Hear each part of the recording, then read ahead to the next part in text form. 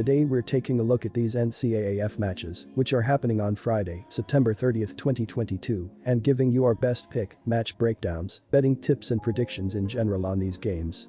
Welcome back to High Stakes, let's get straight into it. Also, don't forget to subscribe and push that notification bell to get notified as soon as we release these sport prediction videos, and if you would like more betting tips and predictions, then check out our Patreon in the link down below. Our new Patreon is a way for us to help you improve your chances of making more money. Multiple plans are available for each and every one of you. By becoming a member of the High Stakes Patreon, you will have access to our best team picks, total picks, parlay picks and much more. Stop wasting hours of your time searching for bad betting predictions that ends up costing you a lot of time and money. Join the High Stakes Patreon now and get the best betting picks. Going back to our video, we will give you 2 betting picks for each game, a team pick and a total pick based on facts and detailed explanation. So make sure to watch our videos till the end so you don't miss any of our picks. Tulane vs Houston. Houston came into the season with high expectations and opened the season with 2 emotional overtime games against in-state non-conference opponents, UTSA and Texas Tech. Since coming home, the Cougars have not been at full strength or played their best in either the 18-point loss to Kansas or the 7-point win over Rice. The Cougars' offense has been decent, but the defense has really struggled and they won't take a step forward this week after losing Derek Parrish.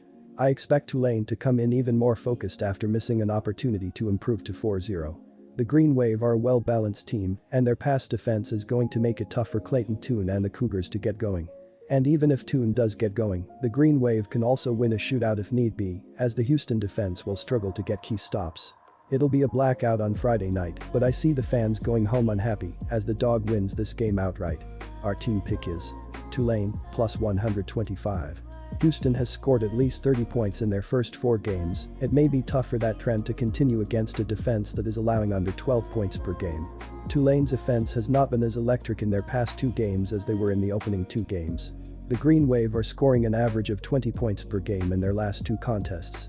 The under is 7-2 in the Green Wave's last 9 games overall. The over is 4-0 in the Cougars' last 4 games overall, so something has to give. I'm going to side with Tulane's defense to keep the total low. Our total pick is under 55.5 points.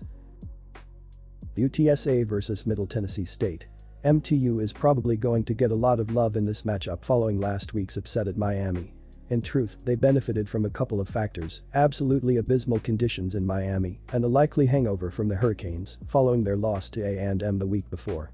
UTSA quarterback Harris returns his top 5 receivers from last season, a season in which he threw for 27 touchdowns and just 6 interceptions. Harris's ability to protect the football will be crucial against a Blue Raiders team that has 2 interceptions in 3 straight games. Despite the interceptions, MTU has the 102nd ranked passing defense in the country.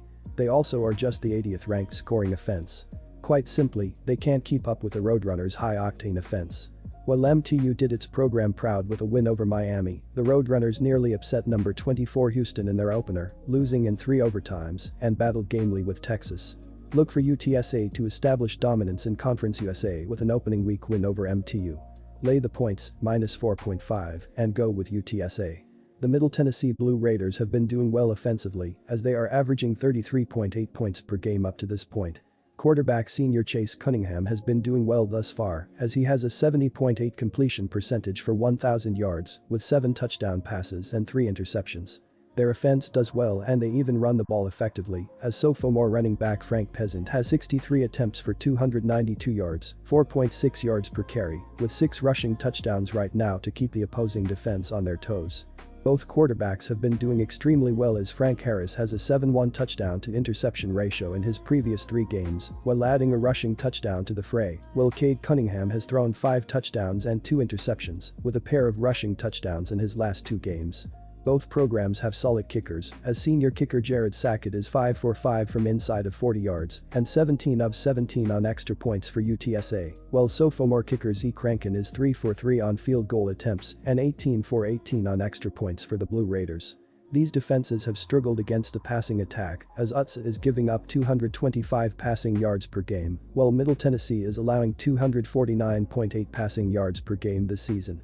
The over has hit in each of the last 7 road games for the Roadrunners, while it also hit in the last 4 Friday games for the Blue Raiders, so go with over 62.5 points in this game. San Diego State vs Boise State. The Aztecs bounced back from their loss to Utah with a win over the Rockets in their last game. They will try to keep the momentum going with a win over the Broncos, which will give them their second win in a row and third win in their last 5 games. San Diego State is averaging 20.5 points per game. They are throwing for 73.8 yards and rushing for 220 yards per game.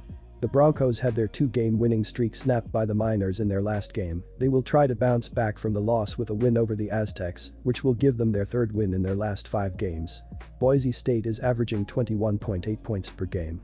They are throwing for 163 yards and rushing for 120.3 yards per game. Hank Bachmeier completed 38% of his passes for 93 yards and 1 touchdown in the loss to Toledo.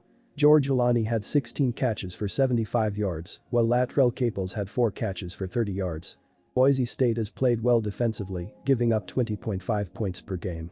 They've struggled against the run, and they're facing one of the best rushing teams in the league and will have to do a better job if they want to win this game. Braxton Burmeister completed 54% of his passes for 65 yards and 1 interception in the win over the Rockets. Jordan Byrd had 16 carries for 115 yards and 2 touchdowns, while Mekhi Shaw had 2 catches for 21 yards. San Diego State has played well defensively, giving up 23.5 points per game. They gave up 14 points in their last game and will need a similar effort if they want to get the win. The Broncos are coming off an embarrassing loss to the Miners, which cost offensive coordinator Tim Plough his job. They got more bad news on Tuesday when 4-year starter Hank Bachmeier entered the transfer portal, which has put an end to his time at Boise State, giving the job to freshman quarterback Taylen Green, who struggled in limited action. They don't run the ball well and also aren't very good at throwing it.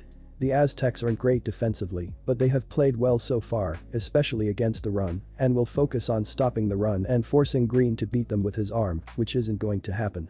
The Aztecs aren't high-flying offensively, but they do have one of the best running games in the country, with a team gaining over 220 yards on the ground.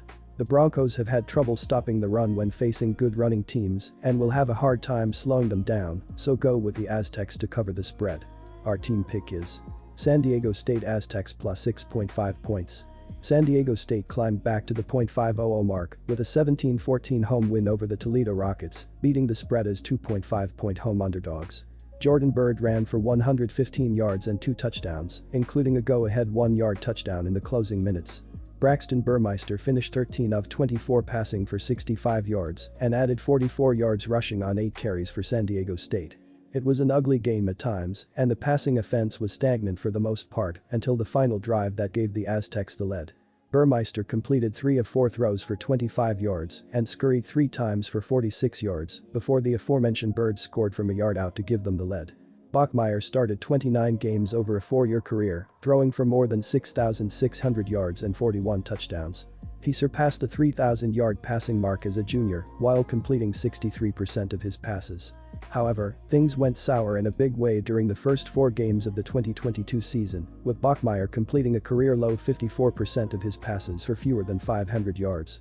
Although they have struggled to move the ball through the air during their first 4 games, 73.8 passing yards per game, the Aztecs have got the job done from the ground in a big way. They are averaging 220 rushing yards per game, good for 18th in the FBS.